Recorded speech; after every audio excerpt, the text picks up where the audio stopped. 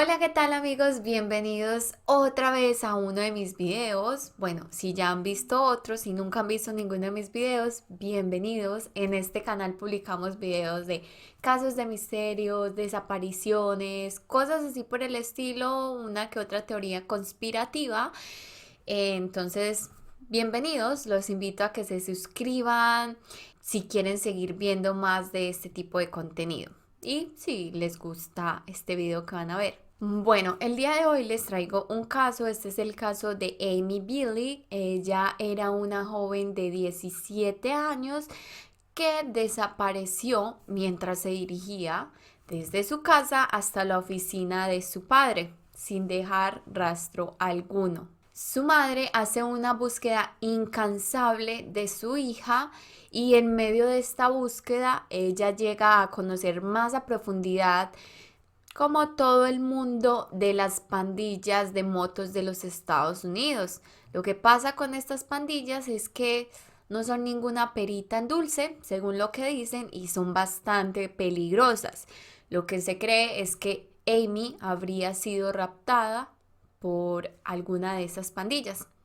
Entonces, si les llama la atención este caso, vamos a conocer los detalles. Amy Billig nació el 9 de enero de 1957. Sus padres eran Susan y Nathaniel Billig. Susan era diseñadora de interiores y comerciante de arte, mientras que Nathaniel trabajaba en su galería de arte. La familia Billig vivía en Coconut Grove, en Miami, Florida, uno de los barrios que en la actualidad de hecho es catalogado como uno de los barrios más seguros de Miami, con presencia todo el tiempo de policías y de seguridad, y un barrio que presenta los niveles de crimen más bajos en todo Miami. Amy era muy espiritual y una vegetariana muy dedicada y comprometida. Pasaba su tiempo libre leyendo, escribiendo poesía, tocando la flauta o la guitarra. Su sueño era convertirse en actriz.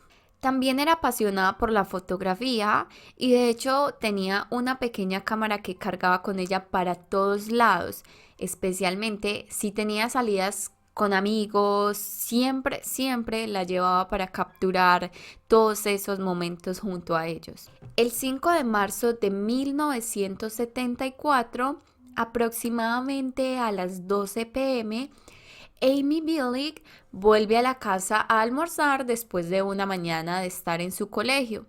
Su plan era almorzar y después salir con unos amigos un rato.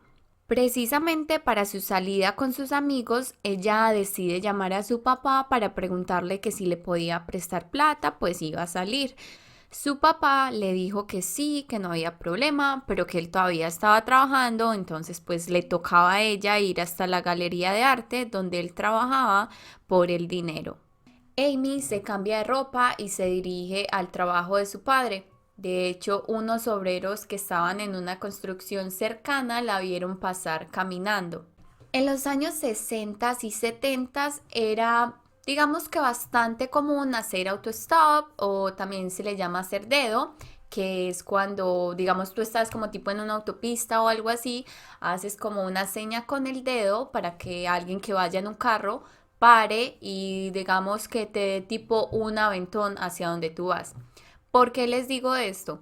Se cree que Amy hizo autostop en el camino desde su casa hasta la oficina de su padre. Lo que pasa en este caso es que digamos que la distancia que ella tenía que recorrer desde donde ella estaba hasta la oficina de su papá no era mucho. Sin embargo, en ese corto recorrido, ella desaparece sin dejar rastro alguno. Cuando Amy desaparece, digamos eso fue en cuestión de minutos, los investigadores empiezan a cuestionar a todos los amigos de Amy, obviamente a los papás, a toda la familia, pero nadie sabía absolutamente nada. La última persona que había hablado con Amy era el papá, sabía que Amy se dirigía a la oficina del papá, pero hasta ahí. No se sabía absolutamente nada más de ella. Los amigos con los que Amy había quedado de salir, ella tampoco nunca llegó allí. Poco después de que Amy desaparece, su cámara aparece. Imagínense esto, la cámara con la que ella siempre estaba en todas partes. Esta cámara aparece a la salida de Wildwood en la autopista Florida Turnpike y esta cámara obviamente fue entregada a las autoridades. ¿Qué encontraron allí? Resulta que en esta cámara sí se encontraron ciertas fotografías, pero la mayoría de ellas eran como fotos tomadas con exceso de iluminación y brillo, lo que realmente no permitían que se pudiera ver claramente la imagen o lo que había en las fotos. Lo cual era decepcionante porque estas fotos no podían indicar o mostrar alguna pista sobre la desaparición de Amy o algún lugar en el que Amy pudo haber estado antes de su desaparición. Días después de su desaparición, unos gemelos de 16 años llamados Charles y Larry Glazer llamaron a los familiares para chantajearlos, o sea, llamaron a la familia de Amy para chantajearla. Ellos le dicen a la familia de Amy que si no les pagaban una suma de $30,000 iban a lastimar a Amy. Sin embargo, la policía inmediatamente pudo descubrir que todo era una mentira de estos gemelos y que simplemente se habían inventado esto para obtener dinero por parte de los angustiados padres de Amy y que no eran ellos los que la tenían. De igual manera, los gemelos fueron enviados a prisión por extorsión. Pasan 20 días desde que Amy desaparece y su madre, la señora Susan, recibe pistas sobre lo que pudo pasar con su hija. Estas pistas indicaban que Amy habría sido secuestrada por una pandilla de moteros llamados The Outlaws y fue llevada junto con ellos por diferentes lugares del país. Resulta que en esos días se celebraba la semana de los moteros llamado Bike Week. Era, digamos, tipo un evento muy popular, muy concurrido para todos los moteros y se celebraba en Daytona Beach. Y también se sabe que la pandilla de moteros de Outlaws pasó exactamente por el área, digamos que tomó la ruta que era cercana al área donde Amy vivía y donde Amy desapareció. Bueno, como siempre yo aquí explicándole cosas que ustedes no me preguntan, pero quiero ponerlos un poco en contexto y decirles cómo funcionaban este tipo de pandillas de moteros en esos tiempos en los Estados Unidos. Estas pandillas eran conocidas por ser extremadamente peligrosas. Resulta que los moteros que hacían parte de ellas eran al mismo tiempo delincuentes profesionales, quienes tenían antecedentes penales que abarcaban desde extorsión, asalto, tráfico de drogas e incluso asesinato.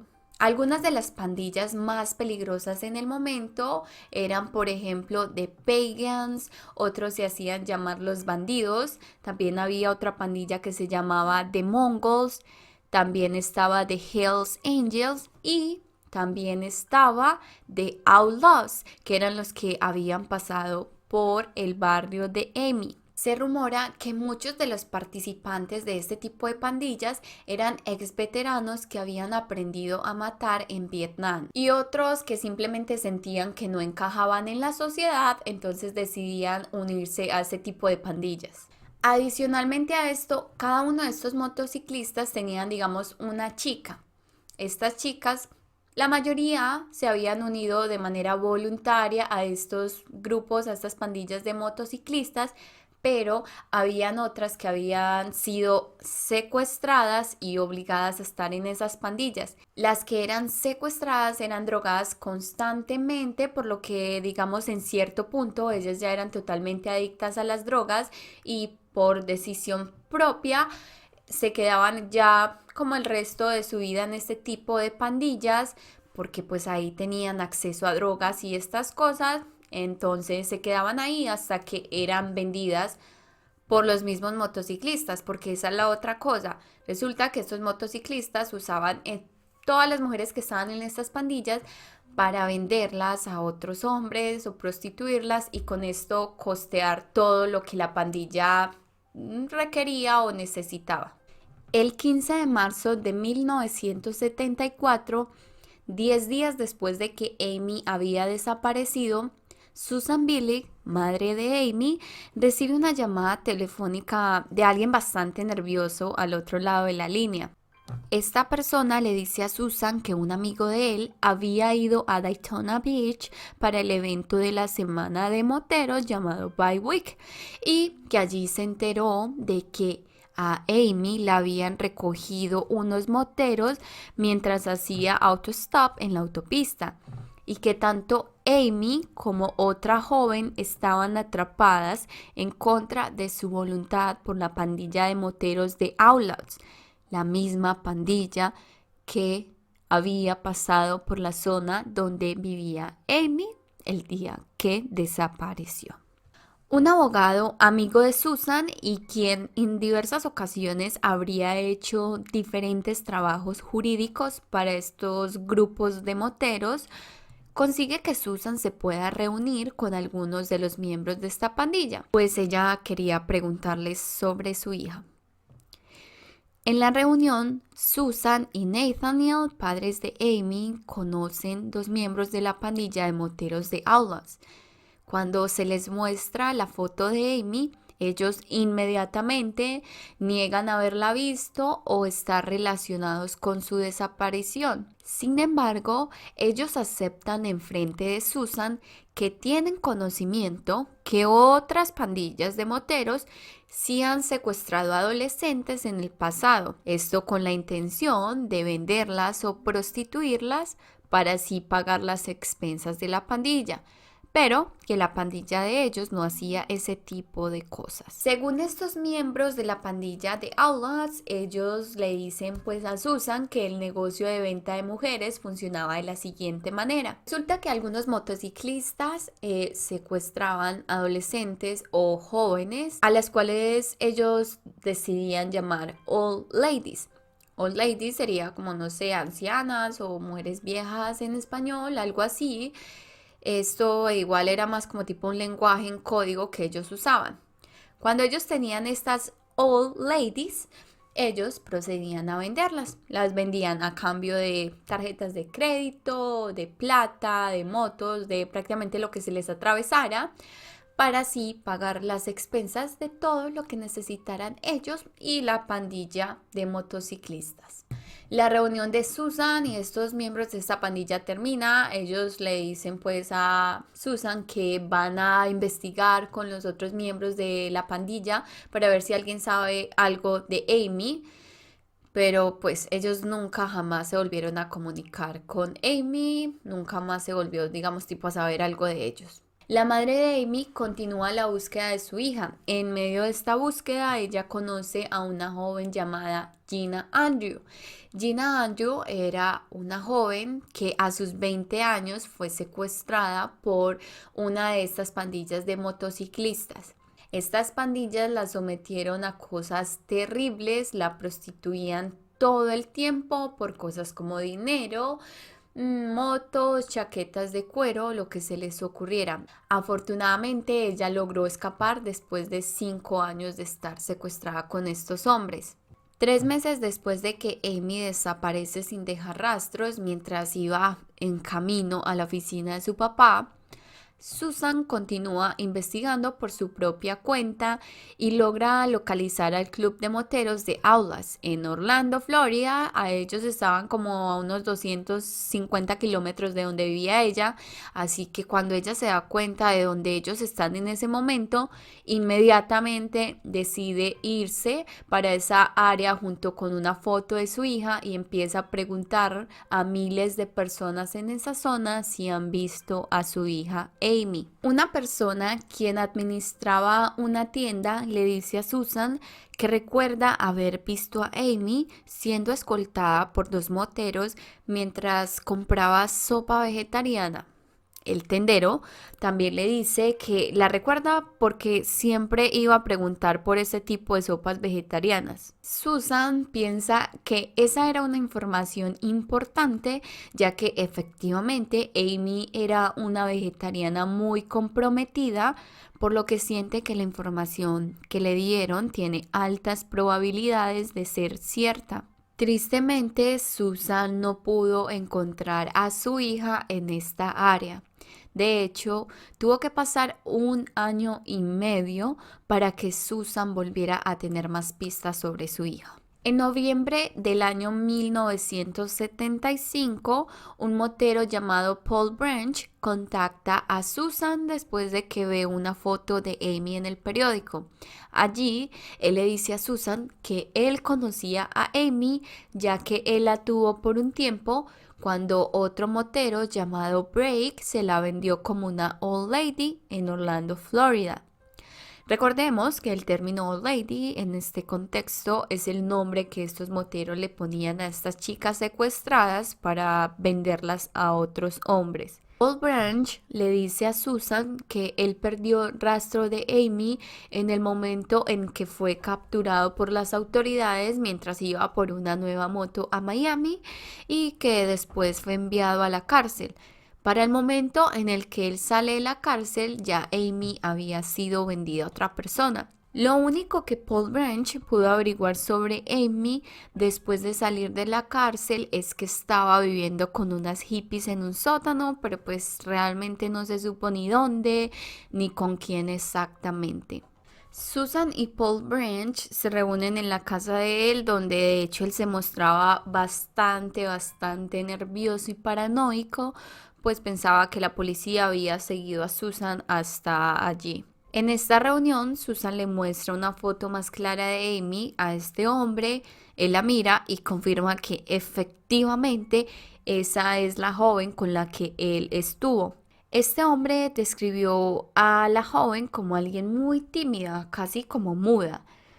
También él habló sobre una cicatriz de 2 centímetros que ella tenía en una parte de su cuerpo. Lo curioso de esto es que precisamente esta cicatriz que este hombre escribía no había sido revelada al público en ningún medio de comunicación, por lo que esto hace que Susan crea que realmente es su hija Amy y que Paul estaba diciendo la verdad. Este hombre también le dice a Susan que Amy no se veía muy bien, que parecía que hubiera sido golpeada, pues tenía bastantes moretones en la cara y que al parecer ella como que no recordaba muy bien quién era. También agrega que él nunca trató mal a Amy, que nunca la golpeó, que de hecho la trató bastante bien. Paul accedió a intentar contactar a la persona que él creía que tenía a Amy en ese momento. Así fue como unas semanas después, este hombre llama a Susan y le dice que había conseguido información que decía que los moteros tenían a Amy en Tulsa, Oklahoma. Paul y Susan inmediatamente viajan juntos a Oklahoma y acuerdan una reunión con algunos de los moteros en la que supuestamente les entregarían a Amy. Estando en este bar donde ellos habían acordado esta reunión, se arma una pelea tremenda y allí secuestran a Paul. Después de que lo secuestran, lo golpean rompiéndole varias costillas y seguidamente le dan 2 disparos en el abdomen y lo dejan literal ahí tirado para que se muera. Los demás moteros sacan a Susan del bar y la montan en un taxi para llevarla lejos de este lugar. Sorpresivamente, a pesar de que le dan a Paul Branch 2 tiros en el estómago, él sobrevive, aunque queda cuadripléjico. Sin embargo, después de eso, él no vuelve a tener contacto con Susan. Aproximadamente 1 año después de este ataque, Paul aparece nuevamente, pero esta vez no se comunica con Susan, sino que se comunica con el abogado de ella para decirle que se había enterado de que Amy estaba en Seattle. Así es que en noviembre de 1977, Susan viaja sola a Seattle a buscar nuevamente a su hija, a pesar de que solamente hace unos meses había sufrido un ataque al corazón. Ella llega a Seattle y empieza a ir a lugares a los que los moteros usualmente iban, que eran así como bares, salones de tatuaje, tiendas de motocicletas, algunos prostíbulos. En esta área varias personas dijeron haber visto a Amy y la característica en la que la mayoría de personas concordaban es que era una joven demasiado tímida y que casi nunca hablaba. A pesar de esto, una vez más, esta madre desesperada y atormentada no pudo encontrar a su hija en este lugar. Pasaron más de 10 años y aún no se tenía rastro de Amy. Después, en el año 1992, Susan fue contactada por una investigadora privada llamada Virginia Snyder. Ella era de Inglaterra y esta investigadora le dice a Susan que mientras investigaba junto con uno de sus colegas un caso, recibieron algunas pistas que creen que están relacionadas con el caso de Amy. Al escuchar esto, Susan inmediatamente viaja a Inglaterra a reunirse con estos dos investigadores. En esta reunión, la investigadora Virginia le dice a Susan que mientras su colega estaba haciendo unas diligencias en una oficina de correos, un motero, al parecer de Estados Unidos, se le acercó para ofrecerle una joven que tenía y que quería venderle.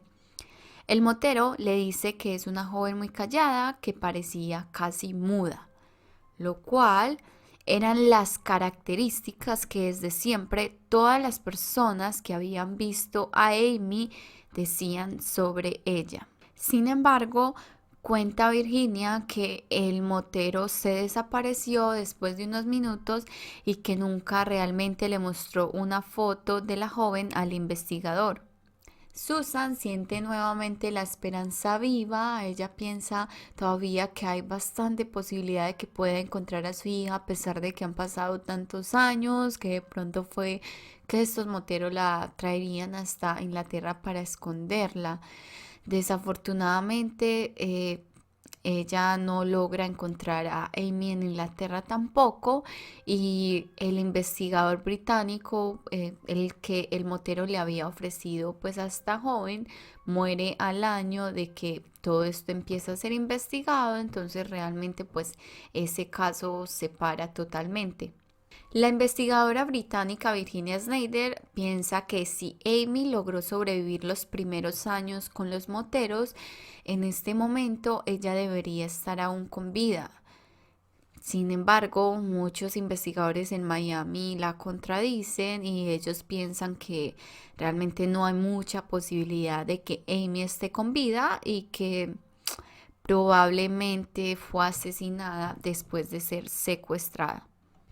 Es aquí donde este caso me parece que se empieza a volver como bastante creepy porque imagínense que Susan en todos estos años desde que Amy desapareció, ella ha estado recibiendo diferentes llamadas telefónicas de un hombre. Este hombre la llama todo el tiempo y le dice que Amy había sido secuestrada por un abusador de menores. En estas llamadas este hombre era bastante explícito y le decía a Susan todas las cosas y todos los abusos sexuales a los que Amy podría estar siendo sometida, pero me refiero es como que tipo le daba todos los detalles, ay, Amy podría estar siendo sometida a eso, así como de una manera bastante morbosa. Este hombre atormentó a Susan por muchos años, todo el tiempo en el que Amy estuvo desaparecida. Estamos hablando de que en ese momento serían casi 20 años en los que Amy llevaba desaparecida y este hombre hacía constantemente estas llamadas.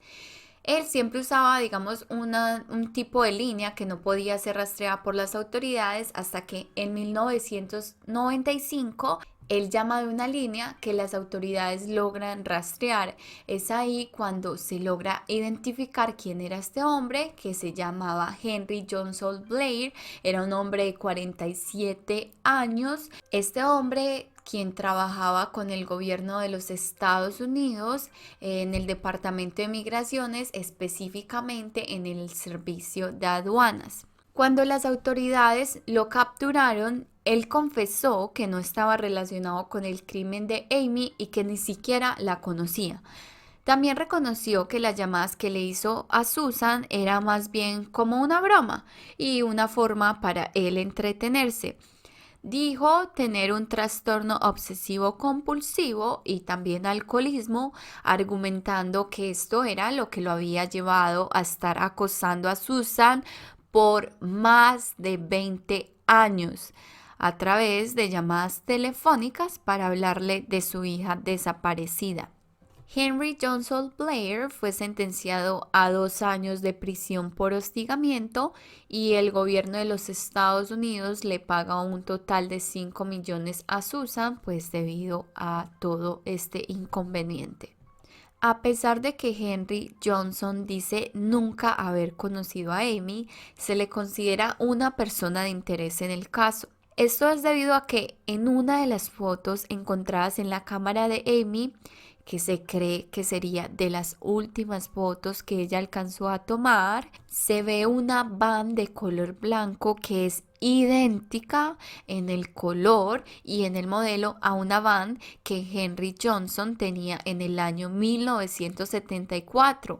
Estamos hablando del mismo año en el que Amy desapareció. También durante las investigaciones, las autoridades habían encontrado un pequeño diario escrito por Amy. Allí ella habla sobre un hombre a quien ella llama Hank. Sobre él, Amy cuenta que le había dicho que quería llevársela para Sudamérica para vivir juntos allí y que ella lo estaba considerando. Lo curioso de esto es que debido al trabajo de Henry Johnson en migraciones con el gobierno de los Estados Unidos, en algún punto se supo que él iba a ser enviado a Argentina para trabajar allí. Sumado a esto, todos sus amigos y familiares lo llamaban por su apodo Hank, en la misma forma en la que Amy lo llamaba en su diario. Oficialmente, él no fue relacionado a la desaparición de Amy, pues no se pudo encontrar suficientes pruebas que lo ligaran a esto. Hasta el día de su muerte, en el año 2006, a la edad de 56 años, dijo ser inocente y no tener nada que ver en la desaparición de Amy. La última información que se tuvo sobre este caso fue en el año 1997, cuando la esposa de Paul Branch, que era el miembro de la pandilla de moteros de Outlast, dijo que él había confesado antes de morir que Amy Billig había sido secuestrada por la pandilla de motos, después drogada, abusada sexualmente y finalmente había sido asesinada el mismo día de su desaparición. Según su versión, Amy había ido a una fiesta organizada por la pandilla de moteros de Outlast. Estando allí, un motero intentó tener relaciones sexuales con ella, pero ella se negó. Cuando ella se negó, al parecer fue drogada por este mismo motero y después de eso abusada sexualmente no solo por él, sino también por los otros miembros de la pandilla. Seguidamente, Amy sería asesinada y su cuerpo arrojado en Florida Everglades, que es una especie, digamos, como de lagunas que hay en esa área. El FBI verifica algunos de los detalles que la esposa de Paul Branch brinda, sin embargo, poco tiempo después, la policía y la familia de Amy empiezan a dudar sobre la veracidad de esta confesión que la esposa estaba brindando sobre este motero y empiezan a especular que ella probablemente habría inventado esta historia de la confesión para conseguir dinero y fama de cuenta de eso. Tampoco fue posible encontrar los restos de Amy en el lugar en el que esta mujer indicaba. Después de que Amy desapareció, Nathaniel y Susan tuvieron que cerrar su galería de arte. En 2001, Susan fue coautora de un libro Este libro es sobre Amy, se llama Sin rastro, la desaparición de Amy Billig, la búsqueda de la justicia por parte de una madre. El libro detalla los peligros que enfrentó ella mientras buscaba a Amy dentro de la subcultura de los motociclistas. En 2005, Susan tuvo 3 ataques cardíacos y tuvo que dejar de buscar a su hija. Lastimosamente, ella fallece poco tiempo después, a la edad de 80 años, en el año 2005, sin poder saber qué le había pasado a su hija y después de estar buscándola por más de 30 años. Su última voluntad fue a su familia pidiéndoles continuar con la búsqueda de Amy. Lamentablemente, Amy nunca ha sido encontrada. Algunos creen que no estuvo viva por mucho tiempo después de su desaparición. Una teoría es que fue asesinada por un asesino en serie. Otras personas, como Susan, creyeron que fue probable que Amy hubiera sido asesinada por una pandilla de motociclistas. Ya han pasado 46 años, aún no se tiene rastro de Amy. Sin embargo, las autoridades continúan con esta investigación y especialmente les piden a la comunidad de que si tienen alguna información, por favor inmediatamente la reporten a ellos. Si Amy aún está con vida, tendría 63 años y se vería así.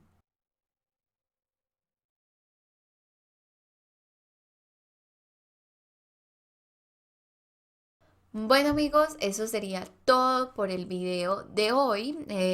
Es un caso muy triste, especialmente por esta familia y esta madre que tuvo que sufrir por tantos años y aún así nunca pudo tener información o encontrar a su hija Amy. Especialmente es bastante impactante el hecho de que tantas personas, o sea, se quisieron lucrar de este caso, ya fuera por dinero, por fama o por diversión, como lo hizo este hombre Henry, que bueno, sumaba esto, no sé, bastante sospechoso ese hombre.